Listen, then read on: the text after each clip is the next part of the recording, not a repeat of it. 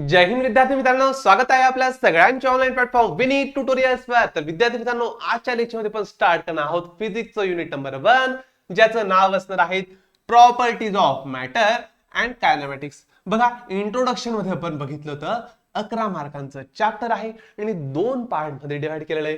पहिला आहे properties of matter आणि दुसरा आहे कायनेमॅटिक्स.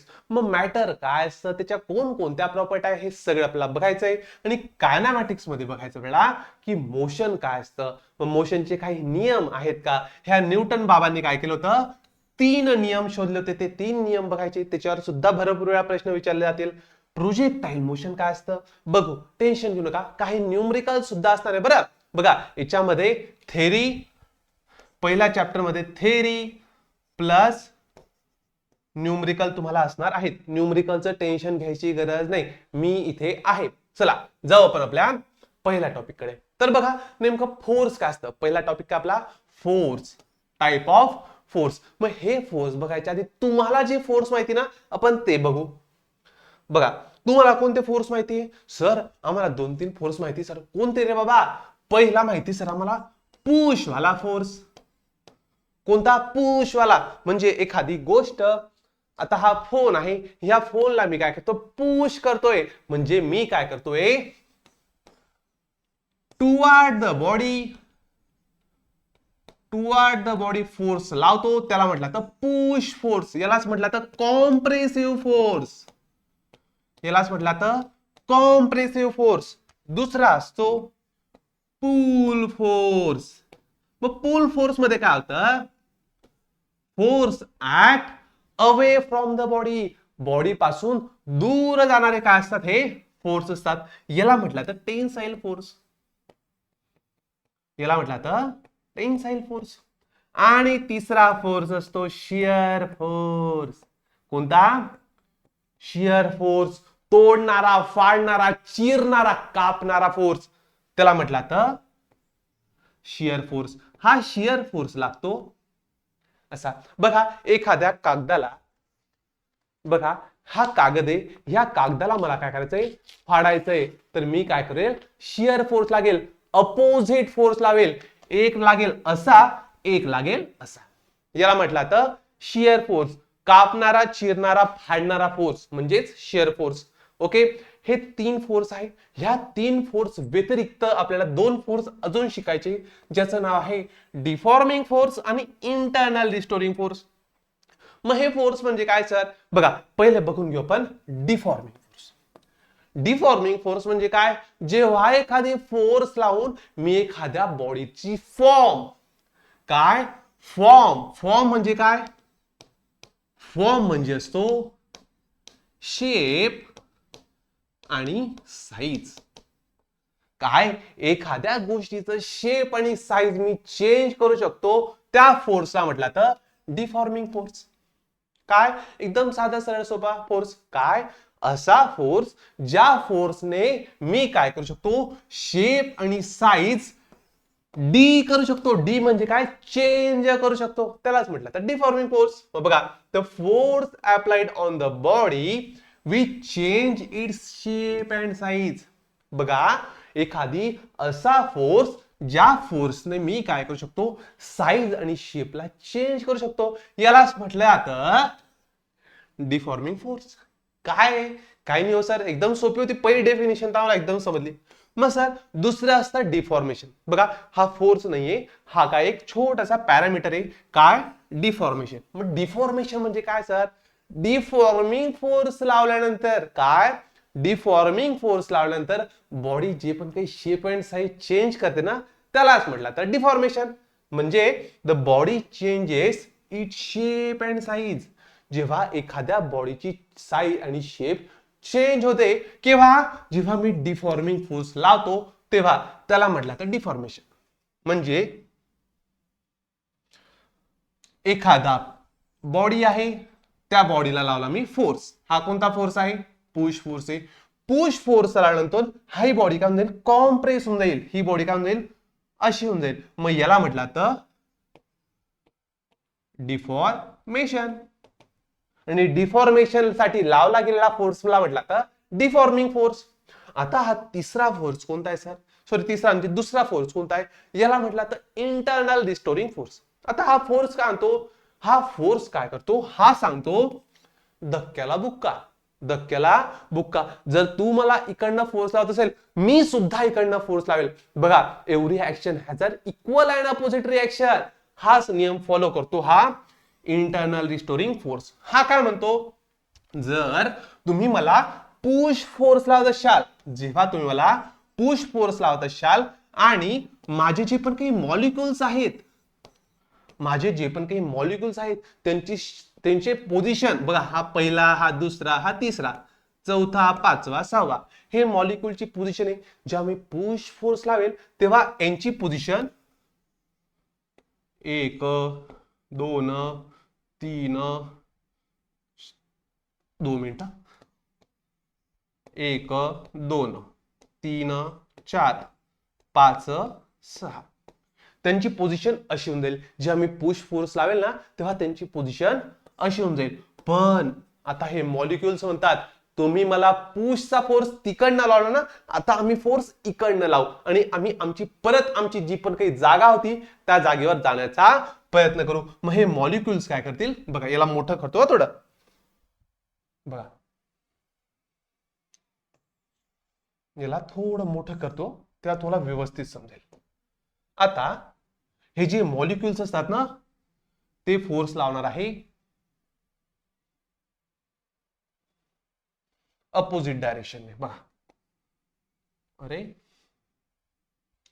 बघा, हे फोर्स लावणार आहे अपोजिट साइडला. म्हणजे जर तुम्ही आम्हाला पुश करशाल एक्सटर्नली तर आम्ही सुद्धा पुश करू इंटरनली. म्हणजे आम्ही काय करू, आमच्या जागेवर जाण्याचा प्रयत्न करू. मग ते काय, त्याला म्हटलं तर इंटरनल रिस्टोरिंग फोर्स. बघा, internal restoring force is the force develop inside the body. म्हणजे बॉडीच्या आत, बघा, बॉडीच्या आत तयार झालेल्या फोर्सला म्हटलं तर इंटरनल रिस्टोरिंग फोर्स.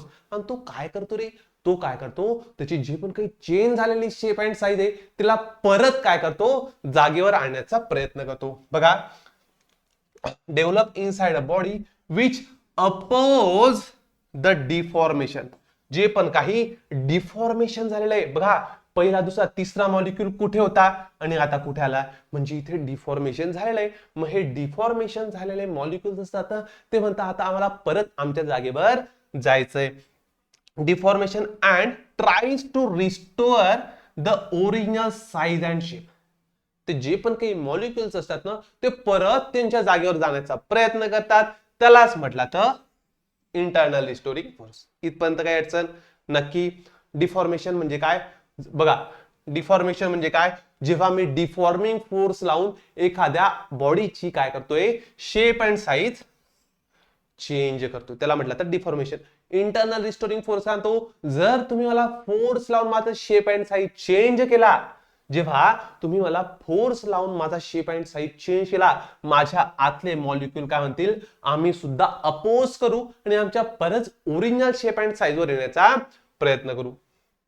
तर बघा, चला आता जाऊ आपण explanation about property of elasticity. मग इलास्टिसिटी म्हणजे काय, तर इलास्टिसिटी म्हणजे काय असतं माहिती का, एखादं रबर, कुठे गेलं रबर, 2 मिनिटं मी तुम्हाला एक्झाम्पल सहित सांगतो.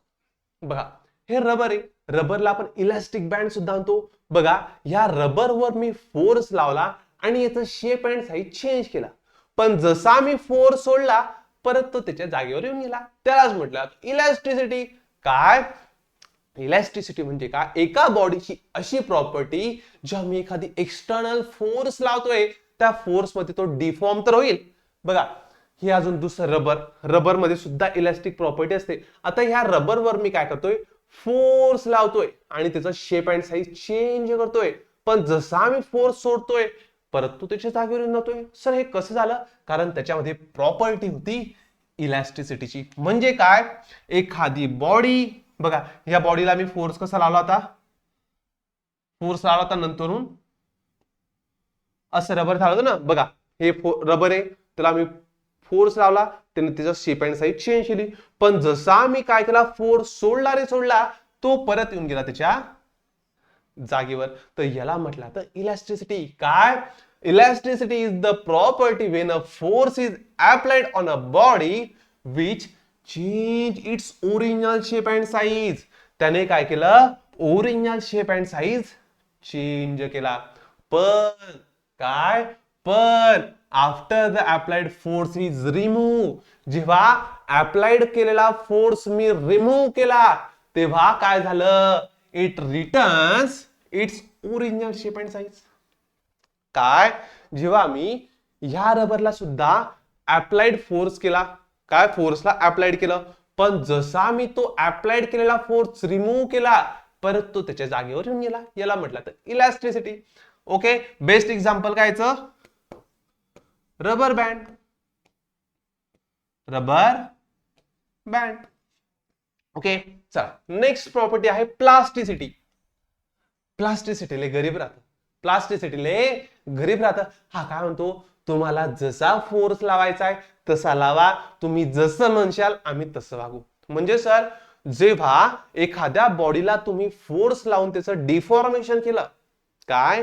एखादा फोर्स लावून तुम्ही एखाद्या बॉडीचं डिफॉर्मेशन केलं तर ते परत त्याच्या जागेवर येत नाही, ते तसंच राहून जातं. जसं की सर बघा, माझ्याकडे हा पत्रा होता, ह्या पत्र्याला काय केलं मी आता? फोर्स लावतोय. काय लावतोय? फोर्स लावतोय. आणि काय केला? त्याचा एक छोटस चिठ्ठी किंवा त्याला कॉम्प्रेस केला. आता मला सांगा, हा परत त्याच्या जागेवर येतोय का? त्याच्या जागेवर परत येत नाहीये. म्हणजे याच्याकडे प्लास्टिसिटीची प्रॉपर्टी आहे. जसं तुम्ही मला आकार देशाल तसं मी होऊन जाईल. असं कोण म्हणतं? प्लास्टिसिटी. म्हणजे मी जेव्हा फोर्स लावून याचा काय केला? शेप अँड साईज चेंज केलं, आणि जेव्हा मी फोर्स काढून टाकला तो त्याच्या ओरिजिनल शेप अँड साईज वर आला नाही. यालाच म्हटलं तर प्लास्टिसिटी. बघा, a body that can change its shape easily. त्याने काय केला? त्याचा शेप लवकरच बदलून टाकला. बघा, आता याला मी यू तयार करतो. हा बघा, हा जो आहे, जो पण काही कागद आहे त्याला आता मी काय करतो? एक दांडी करतो. नाही बघा, बघा केवढ्या इझिली मी त्याची काय केली? एक सरळ काय केली? स्टिक केली. बरोबर ना? आता मी त्याला यू तयार करतो. झाला यू. बरोबर ना? म्हणजे काय करू शकता तुम्ही? फोर्स लावून त्याचं शेप अँड साईज चेंज करू शकतात. पण जसं तुम्ही फोर्स काढशाल ना, तो त्याच्या ओरिजिनल शेप अँड साईज वर येणार नाही. बघा, with a small force and does not come back into its original shape and size. म्हणजे जसा तुम्ही अप्लाइड केलेला फोर्स रिमूव्ह करशाल तसा तो does not come back in original shape and size. तो परत त्याच्या जागेवर परत त्याची शेप तो घेणार नाहीये. The force is remove. म्हणजे फोर्स रिमूव्ह केल्यानंतर सुद्धा तो त्याची ओरिजिनल जागा घेणार नाहीये. And this called as plastic body. त्याच बॉडीला काय म्हटलं तर प्लास्टिक बॉडी, आणि त्या प्रॉपर्टीला म्हटलं तर प्लास्टिसिटी. काय समजलं का? म्हणजे एखादी अशी बॉडी ज्या बॉडीवर तुम्ही फोर्स लावताय तर त्याची शेप अँड साईज काय होते? चेंज होते. शेप अँड साईज काय करतो? तो चेंज करतोय. पण जसा तुम्ही फोर्स रिमूव्ह करतायत तर तो काय करतोय? त्याची जी शेप अँड साईज चेंज झालेली ना, तो तसाच राहतोय. एकदम गरीब बाळ विचार. इलॅस्टिसिटी काय करत होतं? अय, तू मला काय कर, कसंही कर. बघा, तू मला ताण, तू तुझ्या हातात घाल, काहीही कर, पण जसं तुम्ही माझ्यावरनं फोर्स काढशाल मी माझ्या ओरिजिनल शेप अँड साईज वर आल्याशिवाय राहणार नाही. त्यामुळे त्याला म्हटलं तर इलॅस्टिसिटी. हा काय म्हणतो? जो तुम्ही शेप साईज देशाल तेच आहे. तुम्ही सांगा मालक काय हुकूम आहे, मग त्याच्यानुसार काम करता प्लास्टिक बॉडी. बेस्ट एक्झाम्पल आहे मड. मड म्हणजे काय? चिखल. मड म्हणजे काय?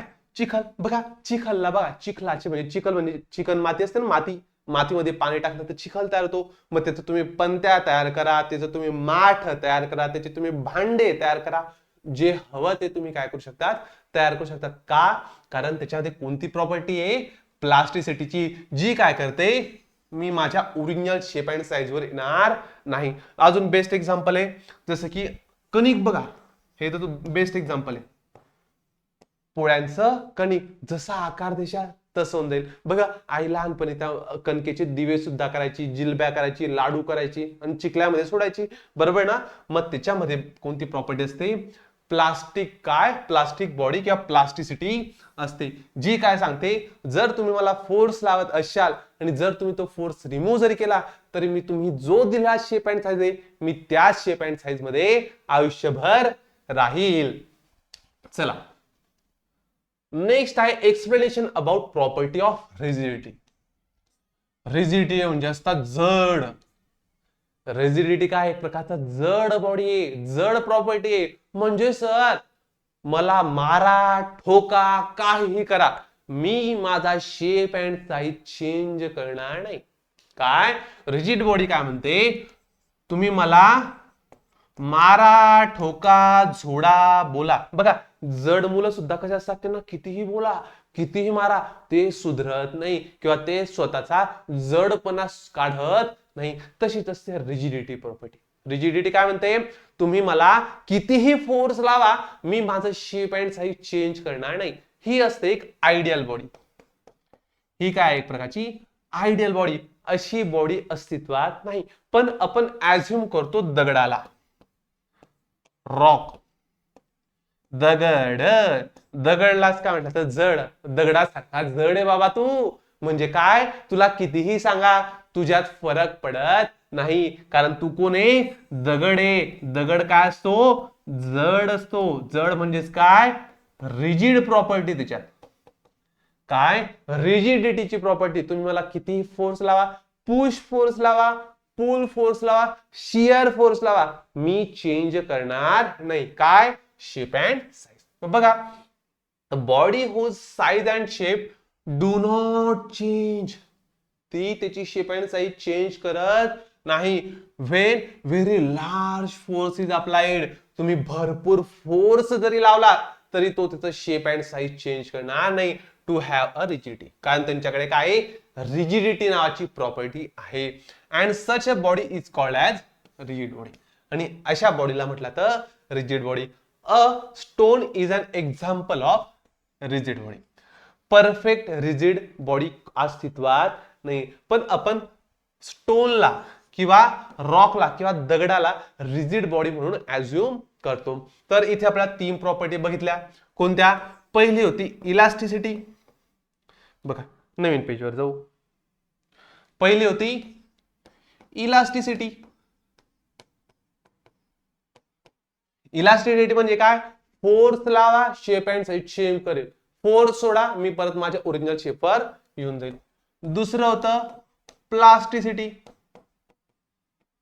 प्लास्टिसिटी काय म्हणतं, जर तुम्ही मला फोर्स लावला मी माझं शेप अँड साईज चेंज करून घेईल, पण जसा तुम्ही फोर्स काढशाल तरी सुद्धा मी माझ्या जागेवर परत जाणार नाही. याला म्हटलं तर प्लास्टिसिटी. आणि तिसरं असतं रिजिडिटी.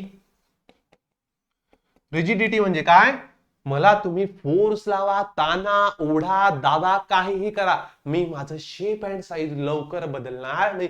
म्हणजे हा म्हणत असतो हम है, हम गधे नहीं, गधे के बाप है. कोण म्हणतो हे, रिजिडिटी. म्हणून रिजिडिटीचं बेस्ट एक्झाम्पल काय, दगड. तर असो या 3 प्रॉपर्टी तुम्हाला व्यवस्थित समजल्या असेल. आता जो आपण नेक्स्ट प्रॉपर्टीकडे, जिला म्हणतात स्ट्रेस. सर स्ट्रेस म्हणजे काय, ताण. स्ट्रेस म्हणजे काय, ताण. तुमच्या डोक्याला असतो तो वाला ताण. एखाद्या बॉडीवर जेव्हा स्ट्रेस पडतो ते आपल्याला बघायचं. मग सर स्ट्रेस म्हणजे काय, बघा आता बघा मी काय करतो, एखाद्या अंगठ्याने किंवा माझ्या हाताने मी ह्या पोर्शनवर काय करतोय, फोर्स लावतोय. काय फोर्स लावतोय. आता माझा तो पार्ट दुखतोय, बरं माझा पार्ट तो दुखतोय. का बरं दुखतोय, कारण तिथे स्ट्रेस पडतोय. कस का पडतोय सर, जेव्हा मी फोर्स अप्लाय करतोय एका एरियावर, एखाद्या एरियावर मी फोर्स अप्लाय करतोय तेव्हा माझं दुखतंय ना. का बरं दुखतंय सर, कारण तिथे स्ट्रेस तयार होतोय. मग स्ट्रेस म्हणजे काय, फोर्स अपॉन एरिया. मग सर हा रिस्टोरिंग नावाचा शब्द काय, रिस्टोरिंग म्हणजे काय, बघा तुम्हाला मी सांगतो. जर तुम्ही इंटरनल रिस्टोरिंग फोर्स बघितला असेल तर तो सांगतो, जर तुम्ही मला इकडनं फोर्स लावत असाल तर मी इकडनं फोर्स लावेल. जर तुम्ही मला फोर्सने ताणताय, बघा जर इकडनं तुम्ही मला पूल करताय तर मी सुद्धा इकडनं पूल करेल. इकडनं जर तुम्ही मला पुश करताय तर मी सुद्धा काय करेल, पुश करेल, याला म्हटलं तर रिस्टोरिंग फोर्स. याला म्हटलं तर रिस्टोरिंग फोर्स, जो काय असतो इक्वल असतो. Restoring force is equal to applied force. जेवढा तुम्ही फोर्स अप्लाय करशाल तेवढाच तो काय करेल, अपोजिट काय करेल, रिस्टोअर फोर्स तिथे लावणार आहे. मग हा काय करतो, इकडनं दाबतोय, हा इकडनं दाबतोय, हा इकडनं ताणतोय, हा इकडनं ताणतोय. मग ह्या एरियावर काय जनरेट होणार आहे, स्ट्रेस जनरेट होणार आहे. ज्या ठिकाणी तुम्ही इकडनं पण पुश, बघा तुम्ही बाहेरून एक्सटर्नली बघा, हा एक्सटर्नली फोर्स तुम्ही पुश करत होते, हा सुद्धा इंटरनली काय करत होता, पुश करता. हा इकडनं पुश, तो तिकडनं पुश, हा इकडनं पुल, हा इकडनं ओढतोय, हा इकडनं होतोय. त्यामुळे इथे स्ट्रेस तयार होतो. यालाच म्हटलं तर स्ट्रेस. Restoring force. आता रिस्टोरिंग फोर्सच्या आधी मी अप्लाइड फोर्स सुद्धा म्हणू शकतो का रे? रिस्टोरिंग फोर्सच्या आधी मी अप्लाइड फोर्स सुद्धा म्हणू शकतो, कारण applied force is always equal to restoring force. तर applied force upon cross sectional area. Cross sectional area म्हणजे ह्या पोर्शनवर मी काय करतो, फोर्स लावतोय ना, तर इथेच काय होणार आहे, स्ट्रेस जनरेट होणार आहे. या हातामध्ये माझा स्ट्रेस जनरेट होणार नाही. ज्या ठिकाणी तुम्ही फोर्स अप्लाय करताय ना, त्याच ठिकाणी काय होणार आहे, स्ट्रेस जनरेट होणार आहे. मग याचा फॉर्म्युला काय आहे, सिंपल एफ अपॉन ए, फोर्स अपॉन एरिया. मग मला सांगा याचं युनिट काय येलो सर? बघा फोर्स असतो न्यूटन मध्ये, फोर्स मेजर केला तो न्यूटन मध्ये, आणि एरिया असतो मीटर मध्ये, एरिया असतो मीटर स्क्वेअर मध्ये, सॉरी काय, मग स्ट्रेसचं युनिट काय येईल, न्यूटन पर मीटरचा स्क्वेअर. काय स्ट्रेसचा फॉर्म्युला लक्षात ठेवा, force upon cross sectional area किंवा force upon area. Force measure केला तो न्यूटन मध्ये, एरिया मेजर केला तो मीटर स्क्वेअर मध्ये. मग हे काय आपलं एसआय युनिट. मग the unit of stress are newton per metre square. आणि द डायमेन्शन्स बघा, आता तुम्ही मागच्या सेमिस्टरला बघितलं असेल डायमेन्शन कसं करतात सांगतो. डायमेन्शन पण काढून घेऊ. बघा स्ट्रेसला डिनोट केला तर सिग्माने, मग सिग्माचा फॉर्म्युला येईल तुमचा फोर्स अपॉन एरिया. फोर्सचा मला फॉर्म्युला तुम्हाला आठवतो का रे? फोर्सचा फॉर्म्युला जर तुम्हाला आठवत असेल तर मास इंटू ऍक्सेलरेशन, आणि एरियाचा फॉर्म्युला असतो length into breadth.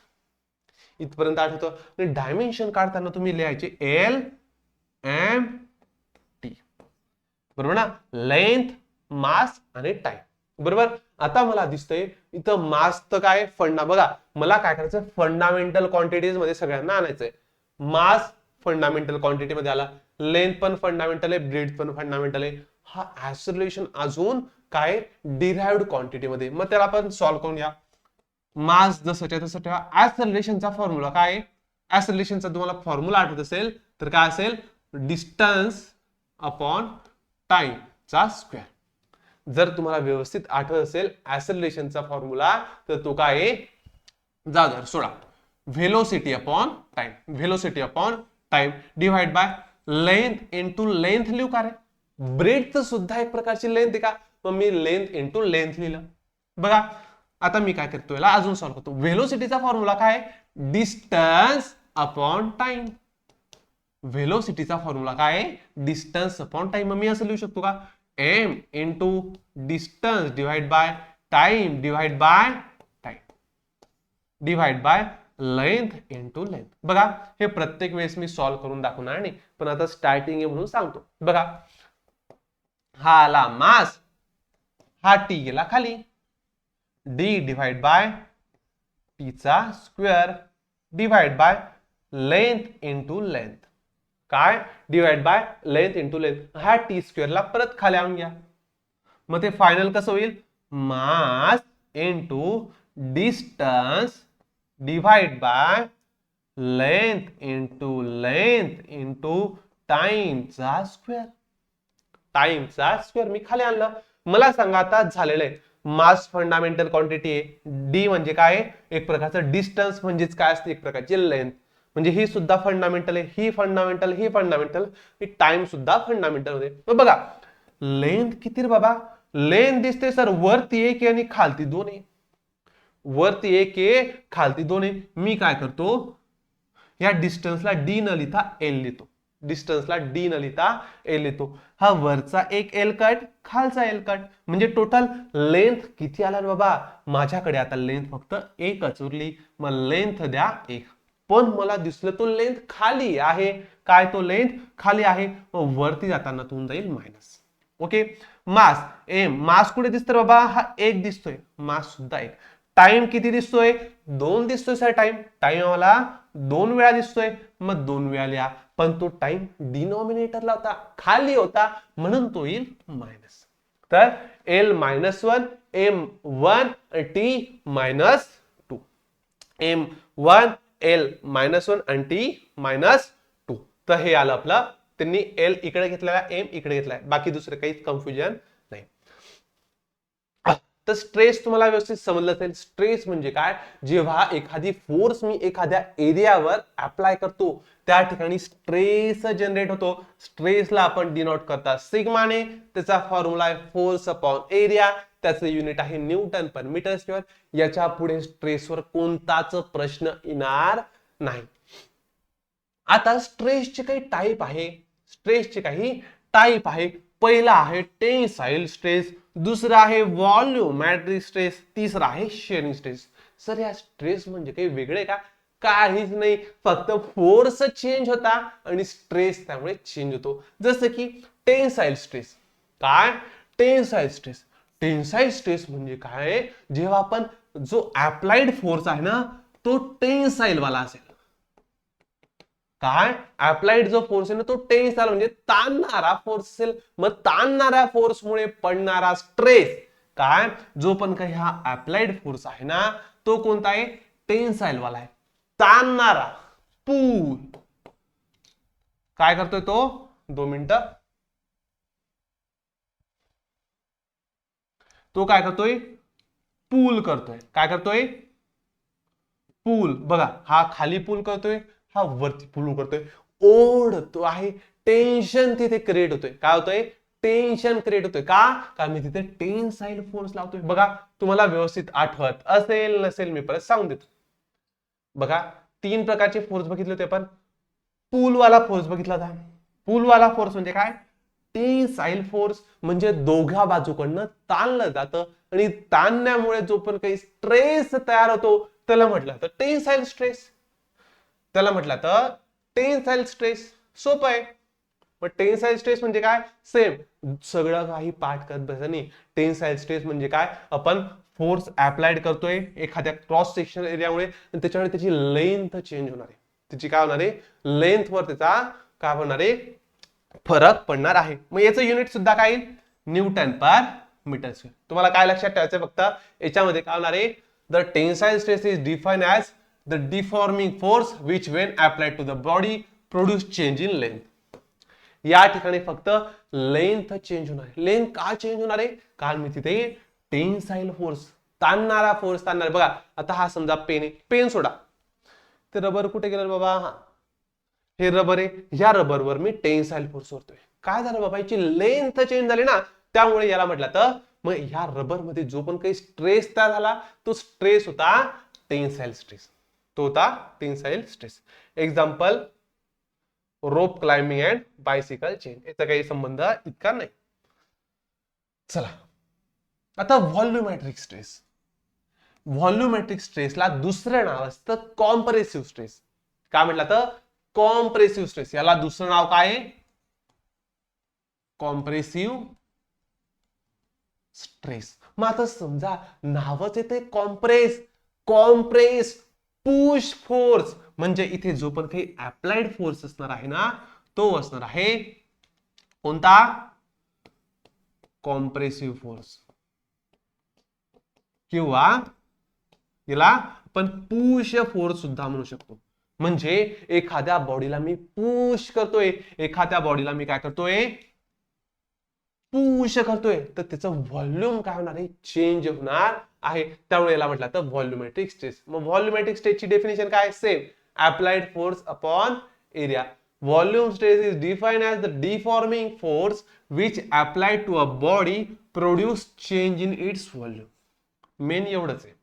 Volume change करणारा फोर्स जेव्हा मी अप्लाइड करतो एका स्पेसिफिक एरियावर त्याला म्हटलं तर व्हॉल्यूम स्ट्रेस.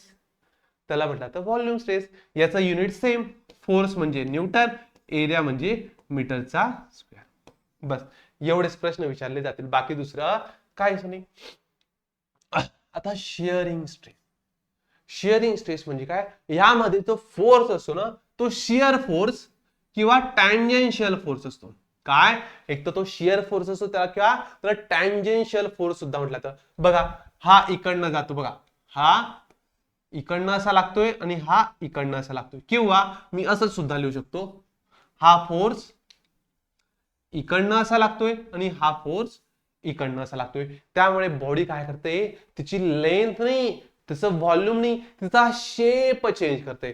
पहिला होता तिचा शेप असा, आता शेप आहे तिचा असा. फक्त आणि फक्त शेप चेंज होत, लेंथ चेंज होत नाही, व्हॉल्यूम चेंज होत नाही, फक्त चेंज होतं तिचा शेप. मग काय याची definition, shearing stress is defined as the ratio of tangential force to area.